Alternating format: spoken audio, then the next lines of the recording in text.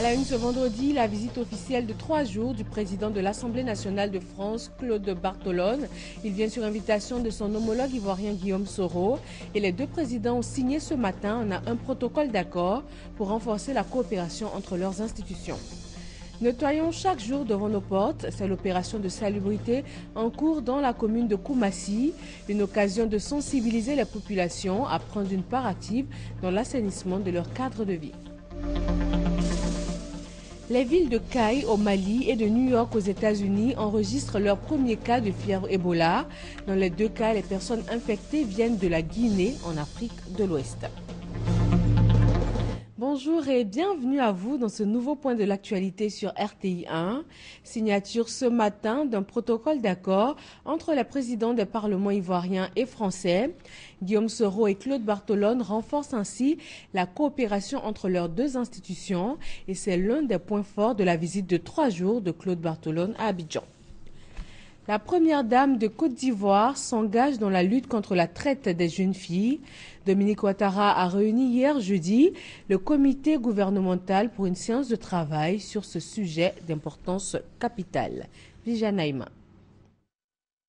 Le fait est dégradant et dramatique, mais depuis une dizaine d'années, il se développe en Côte d'Ivoire. Il s'agit de la traite des jeunes filles ivoiriennes âgées de 18 à 24 ans qui sont recrutés par des organisations aux mains de personnages véreux qui leur font miroiter des emplois lucratifs de filles de maison dans des pays du Moyen-Orient. Mais une fois à destination, ces jeunes filles privées de tout papier d'identité sont réduites en esclavage dans les familles qui les emploient. Ce fait qui se développe depuis une dizaine d'années dans le silence et en toute impunité pour les organisateurs de ces réseaux de recrutement vient enfin d'être intercepté par le ministère de la Solidarité, de la Famille, de la Femme et de l'Enfant. Mettre fin à cette traite honteuse, c'est désormais l'objectif du gouvernement. Dans cette recherche de solutions, la première dame de Côte d'Ivoire, Dominique Ouattara, présidente du Comité national de surveillance des actions de lutte contre la traite, l'exploitation et le travail des enfants, qui, par son engagement et sa détermination, a obtenu une grande avancée vers l'éradication de la traite et du travail des enfants en Côte d'Ivoire, a été une nouvelle fois sollicitée par le gouvernement dans le cadre de ce nouveau combat qui est celui de la lutte contre la traite des jeunes filles ivoiriennes. La ministre de la Solidarité, de la Famille, de la Femme et de l'Enfant, Anne-Désirée Ouloto, accompagnée d'une forte délégation comprenant des membres de plusieurs ministères, a eu une séance d'information ce jeudi matin avec la première dame Dominique Ouattara à son cabinet à Cocody. Tous les aspects de cette traite des jeunes filles ont été exposés. Il nous est arrivé l'année dernière d'intercepter 9 jeunes Ivoiriennes. Et ces jeunes filles nous sont revenues, nous les avons entendues, nous les avons encadrées, assistées dans un centre d'accueil. Cela a duré 1 mois. Nous avons reçu individuellement leurs familles respectives. Parmi ces 9 jeunes filles, 7 ont réussi à s'échapper et sont reparties donc et ont effectué leur voyage. Parmi les 7 jeunes filles, nous en avons 2 qui nous sont revenues dans un état dramatique. Selon les informations qu'elles nous ont données, certaines partaient pour faire donc des études religieuses ou encore être des employés domestiques dans des résidences privées. Celle qui nous est revenue était dans une résidence privée comme fille de ménage. Et elle explique qu'une fois arrivées donc à l'aéroport, on leur retire systématiquement leur passeport. Donc elles n'ont aucun titre de séjour et elles sont mises à la disposition des familles d'accueil qui les reçoivent chez elles. Elles sont interdites de se faire enregistrer ou d'avoir tout contact avec le consulat et avec l'ambassade de Côte d'Ivoire. Elles sont interdites de fréquenter les milieux ivoiriens.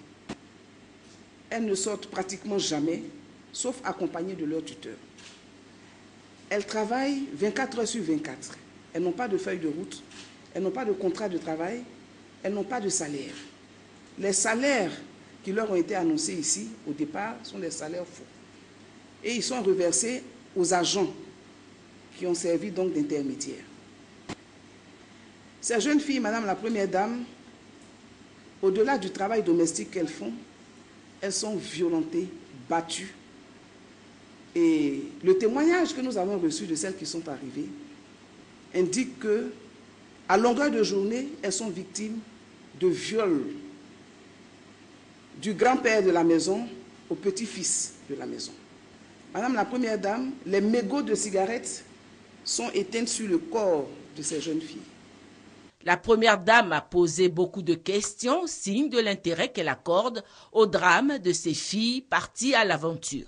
J'ai été très sensible à ce que j'ai appris sur notamment la traite des personnes et notamment des jeunes filles qui étaient parfois envoyées dans certains pays pour y être exploitées de façon tout à fait anormale.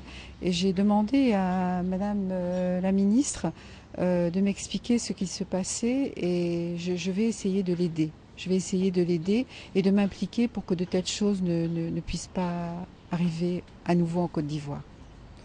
Voilà, je crois que Madame la ministre nous a proposé un plan d'action national.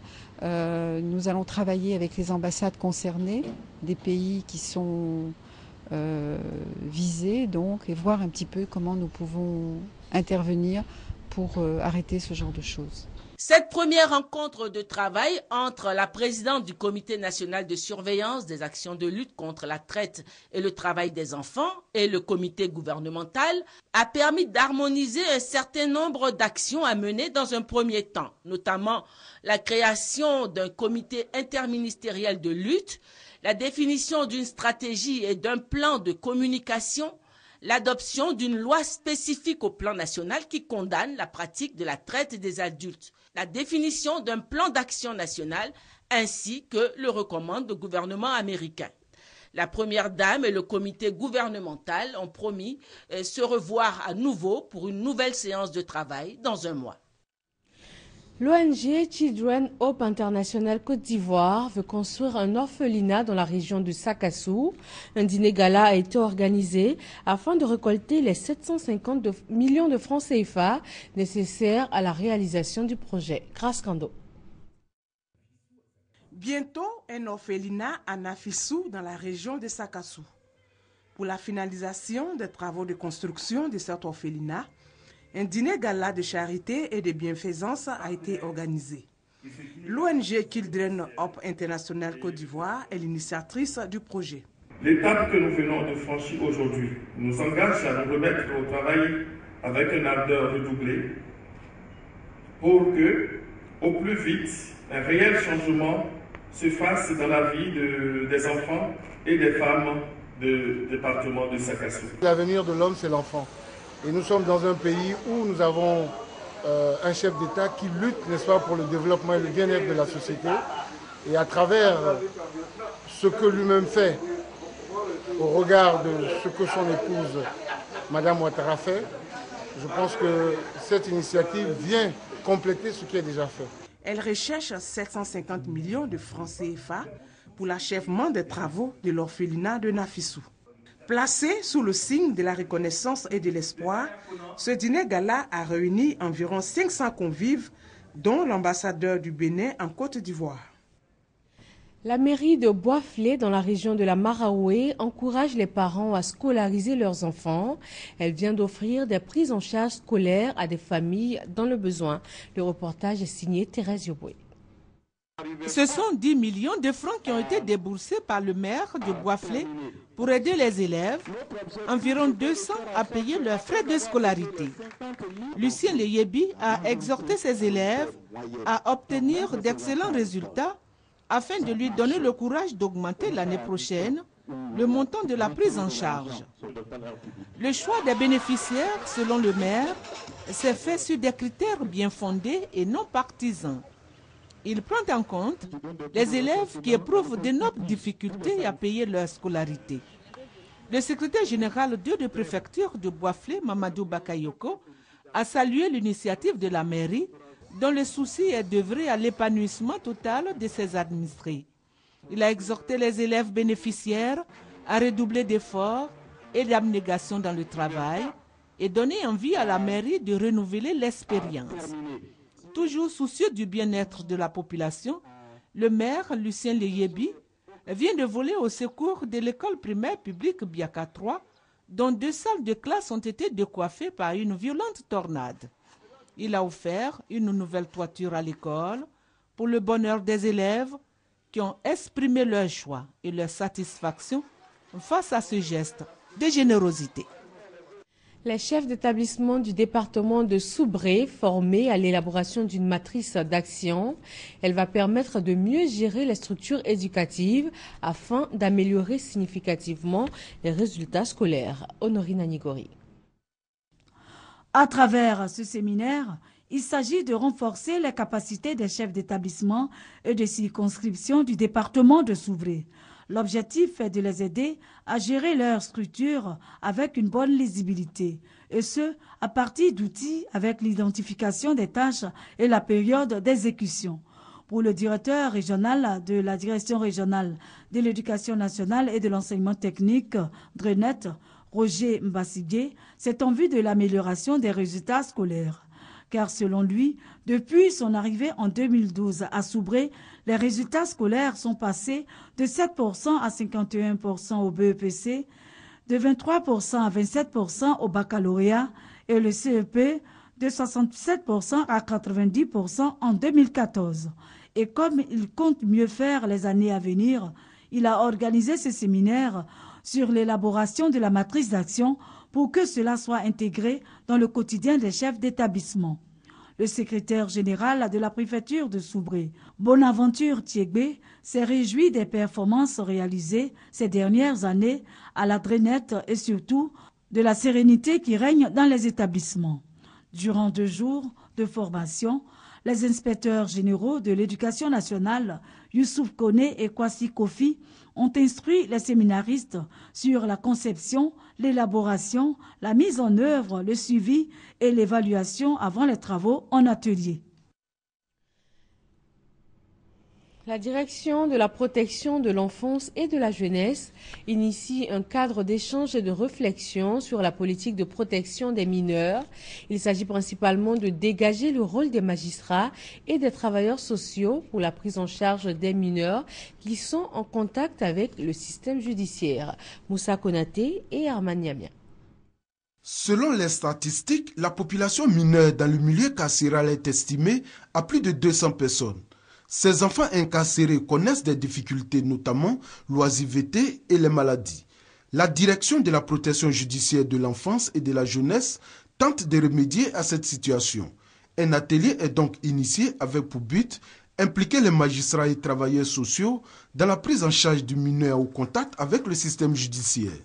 L'être du mineur est encore en construction. Le mineur n'a pas encore la pleine capacité de ses décisions, de ses réflexions et tout cela. Le mineur est un être influençable. Et donc un mineur qui commet un acte qualifié soit délit ou même crime ne peut en aucun cas être traité comme un majeur. Les mineurs au contact avec la justice doivent bénéficier de protection et d'éducation. Les acteurs du domaine en ont conscience. Il n'y a pas d'autre solution que de les placer dans les maisons de détention. Cet atelier, c'est pour essayer d'y réfléchir, pour essayer de voir si on peut trouver des alternatives à l'enfermement, par exemple systématique. Il faut dire que tout le temps, c'est le mineur en conflit avec la loi qui était à notre niveau pris en charge. Aujourd'hui, c'est le mineur au contact du système judiciaire qui prend en compte le mineur victime, le mineur témoin et celui qui a commis des infractions. Pendant 3 jours, magistrats et travailleurs sociaux en charge de la protection des mineurs vont réfléchir sur la politique de protection de cette frange de la population dans le système judiciaire. La commission électorale indépendante CEI fait le bilan de ses activités, composition des sous-commissions, séances de travail avec les organisations internationales sont entre autres activités menées déjà en 2 mois d'exercice. Michel Digré.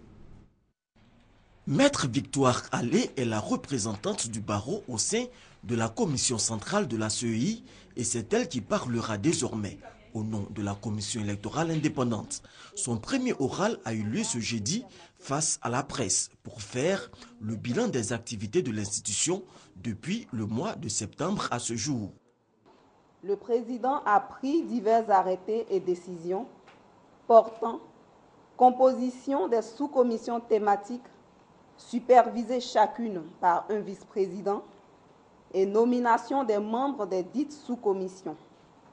Ces sous-commissions s'activent actuellement autour des différents thèmes entrant dans leur attribution et travaille d'arrache-pied afin d'accomplir les tâches à elle assignées.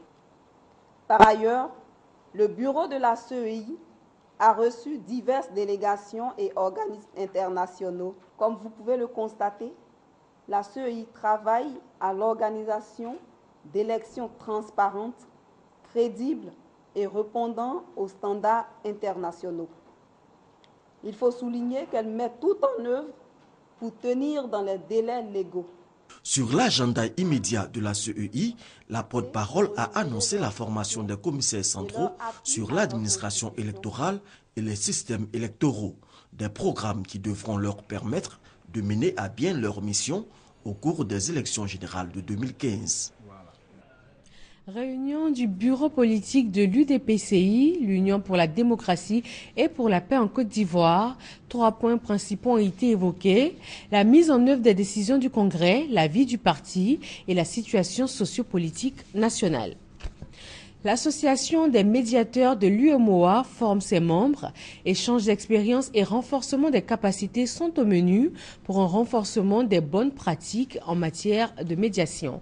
Ahmed Traoré, Abou Sanogo. Connu précédemment sous l'appellation Grande Médiature de la République, le médiateur de la République est une institution qui a pour rôle d'aider à résoudre principalement les litiges entre le citoyen et l'administration. Un défi qui en appelle à la connaissance des cadres des institutions de médiation. Le présent séminaire, ouvert pour 3 jours, du 22 au 24 octobre, répond à cet impératif. Il vise à renforcer les capacités des travailleurs, des collaborateurs, des médiateurs de l'espace UEMOA. Il s'agit de renforcer les capacités des collaborateurs de l'ensemble des médiateurs de ces pays réunis dans cet espace. Ceci dans le double souci de renforcer la technicité de nos collaborateurs pour l'étude des dossiers, mais aussi et surtout de maîtriser les techniques de communication pour faire mieux appréhender l'existence des institutions de médiation. Méthodologie d'enquête et communication en médiation institutionnelle, thème du séminaire. Une formation jugée opportune par les auditeurs. La base même de l'efficacité, c'est le renforcement des capacités. Le rôle du médiateur devenant de plus en plus important en cette ère de mutation, donc il apparaît vraiment essentiel que les collaborateurs des médiateurs soient bien formés et bien assis. Il s'agit de façon globale d'essayer de lutter contre la mauvaise gouvernance, contre la corruption et de promouvoir les droits de l'homme. Le médiateur de la République est une institution indépendante qui ne reçoit d'instructions d'aucune autre autorité. Changement à la tête de la 3e compagnie des sapeurs-pompiers militaires de Bouaké. La passation de commandement a eu lieu en présence du commandant des sapeurs-pompiers militaires de Côte d'Ivoire, Kader Sogodogo.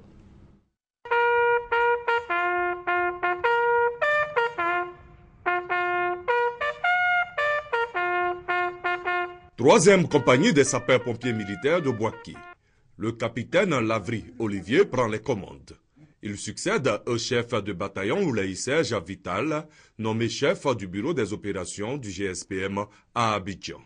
Le nouveau commandant a été officiellement installé par le lieutenant-colonel Issa Sako, commandant les sapeurs-pompiers militaires de Côte d'Ivoire. Le capitaine Lavry Olivier Marcel, ici présent. Vous lui obéirez en tout ce qu'il vous commandera pour le bien du service, l'exécution des règlements militaires et pour le succès des armes de la Côte d'Ivoire. Ouvert en 1978 à la 3e compagnie des pompiers de Bouaké, communément appelée compagnie Phoenix, compte à ce jour 150 soldats du feu prêts pour sauver ou périr. Le capitaine Lavry Olivier, après avoir reçu le drapeau, en assureur à la garde le temps de son commandement. Marié et père de 3 enfants, le capitaine Lavry Olivier comptabilise 25 années de service. Après son installation, il prit la tête d'un défilé composé de 3 sections de la 3e compagnie des sapeurs-pompiers militaires de Bouaké. L'hôpital général de Soubré vient de recevoir du matériel et des équipements médicaux. Ces dons de ressortissants de la ville vivant en France visent à permettre un meilleur fonctionnement de cet hôpital. Eugène Atoubé. Le nouvel équipement de l'hôpital général de Soubré est le résultat de nombreuses démarches menées par le maire de la localité auprès de l'association des ressortissants de cette ville du sud-ouest de la Côte d'Ivoire à Paris. Dans les détails, ce sont 10 lits électriques, 2 tables de consultation, 5 lits ordinaires d'hospitalisation et 15 matelas. Coût total de ce matériel, 18 millions de francs CFA. Matériel auquel s'ajoutent 5 autres lits et 15 matelas offerts par le maire Traoré Lassina. Le premier magistrat de la cité du Nawa, à cette occasion, a exhorté les personnels de santé de Soubré à faire leur travail en toute conscience, surtout mettre un accent particulier sur l'accueil. L'hôpital général de Soubré est malade de son dénuement. Le préfet de la région du Nawa l'a relevé lors de la cérémonie de remise de matériel médical. Le directeur de cette structure sanitaire a lancé une alerte aux ressortissants de Soubré afin de jeter un regard bienveillant. Dr Pao Bernard lance un appel aussi afin que le bâtiment destiné à la pédiatrie, dont les travaux sont en veille depuis 5 ans, soit achevé et qu'il soit construit un deuxième bloc opératoire pour les femmes enceintes. Le virus Ebola se propage dans le monde et cela inquiète. Un premier cas vient d'être confirmé au Mali. Une fillette de 2 ans arrivant de la Guinée voisine a été diagnostiquée dans un hôpital de Caïs dans l'ouest du pays. Et la ville de New York aux États-Unis enregistre également son premier cas. Un médecin américain qui a travaillé pour Médecins sans frontières.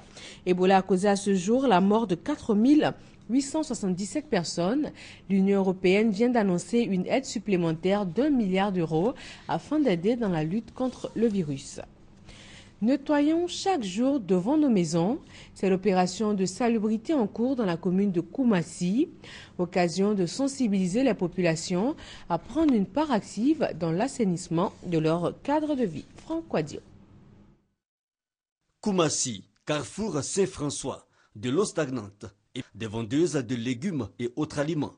Non loin, carrefour Inch'Allah, un marché improvisé et des conditions d'hygiène pas toujours respectées. Ces femmes, membres d'un collectif d'ONG, ratissent quotidiennement la zone. Objectif, sensibiliser sur la salubrité. La propreté d'abord. Même si tu as un client qui tue sur orange, tu jettes, tu ne lui dis rien. Tu fais le tour du orange. Voilà des sachets d'eau, tu prends de l'eau. Ramasse les sachets. Assainissement, lutte contre l'insalubrité. Leitmotiv de ces ONG et leur action n'est pas isolée. Nous sommes au lancement officiel de l'opération Nettoyons chaque jour devant nos maisons, 2e édition. Et pour donner l'exemple, les épouses des ministres Jean-Claude Brou de l'Industrie, Charles Kofi Dibi des Affaires étrangères et Alakwado Rémy de l'Environnement. Demandons donc à la population de Koumassi d'œuvrer pour un cadre de vie plus propre et un environnement assaini. Notons pour rappel qu'à la première édition l'année dernière à Marcory, la première dame Dominique Ouattara avait mis en mission les épouses des ministres et pour l'édition 2014, le ministère de l'Environnement, de la Salubrité urbaine et du Développement durable renouvelle l'appel. Ce n'est pas une action d'éclat qu'on fait en un jour et qui n'a plus de suite. Par conséquent, dans les communes, vous avez des comités de salubrité qui peuvent être appuyés par le ministère ou l'ANASU. Écoutez les conseils que ces structures pourront vous donner pour que nos villes soient propres. L'opération Nettoyons chaque jour devant nos maisons, un acte citoyen, car selon les initiateurs, la véritable émergence passe par l'assainissement du cadre de vie et cela concerne l'ensemble des populations sur l'étendue du territoire. Produire plus de 1000 tonnes de riz chaque année, créer environ 1000 emplois garantis, ce sont les ambitions affichées par la région de la Bagoué. Elle entend ainsi participer activement à la relance de la riziculture dans le pays. Kader Sogodogo. La bataille pour l'autosuffisance en riz de la Côte d'Ivoire est enclenchée. Le ministre de l'Agriculture, Mamadou Sangafowa Koulibaly, avec à ses côtés la ministre de l'Éducation nationale et de l'Enseignement technique, Kandia Kamisoko Kamara, en pleine rizière participant à une récolte de riz. C'est le résultat de la réhabilitation du barrage Nyadon de Gbon et de l'aménagement de la plaine en aval pour la culture de riz et de maraîchers. Un projet d'environ 1 milliard de francs CFA, financé par l'État de Côte d'Ivoire et un prêt de la Banque arabe pour le développement économique en Afrique, BADEA. Le barrage de Niadon-Agbon est une retenue d'eau de 8 millions de mètres cubes pour une superficie nette aménagée en aval de 105 hectares, dont 100 hectares pour le riz et 5 hectares pour le maraîcher. La production du riz se fera sur 3 cycles pour 1000 tonnes par an, avec 1200 emplois garantis. Ce projet est la volonté du gouvernement ivoirien de lutter efficacement contre la pauvreté en milieu rural. Nous sommes ici dans le cadre de l'action du gouvernement conduite par le Premier ministre Daniel Kablan-Duncan, sous la haute autorité du président de la République, de faire en sorte que notre pays soit autosuffisant à l'horizon 2016. Je pense qu'à ce rythme-là, nous pourrons relever ce défi. Les populations originaires de la Bagoué se réjouissent de ce projet dont l'impact est déjà perceptible. La rentrée scolaire dans le milieu rural s'est faite à temps et les cours ont repris normalement parce que par le passé, les agriculteurs avaient du mal à scolariser leurs enfants dès la rentrée par manque de moyens. Mais grâce à la politique menée par le président de la République, le Premier ministre, mais vraiment avec le ministre de l'Agriculture, aujourd'hui, le monde rural est satisfait. Après la visite, le ministre de l'Agriculture, Mamadou Koulibaly Sangafoua, a offert des intrants, du matériel agricole et des kits scolaires aux populations de Gbon. Montant du don, environ 100 millions de francs CFA. Le barrage de Soubré est en chantier et il vient de recevoir la visite du président du conseil régional de la Nawa, Mamadou Kassi. Le président du conseil régional de la Nawa, Alain Richard Donwaye, et son équipe sur le chantier du barrage de Soubré. Ils sont allés constater l'avancée des travaux et échanger avec la population riveraine. Alain Richard Donwaye a expliqué aux populations que ce projet est la réalisation d'un vieux rêve, car le futur barrage de Soubré va donner un nouveau visage à la région de la Nawa et contribuer à son développement. C'est pourquoi il invite ses parents à soutenir ce projet pour sa bonne exécution. Nous demandons à notre population d'être vraiment indulgente avec les différents désagréments qui pourraient être causés par la construction de ce barrage.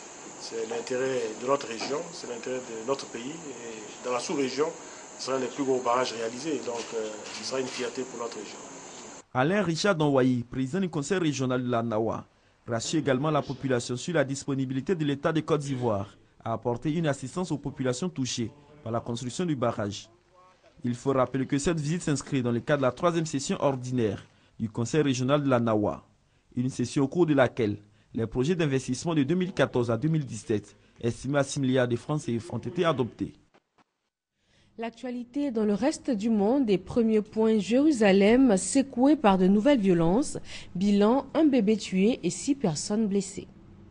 La tension reste vive à Jérusalem après un attentat qui a coûté la vie à un bébé de 3 mois. La police a décidé d'appliquer une politique de tolérance zéro face à toute nouvelle violence.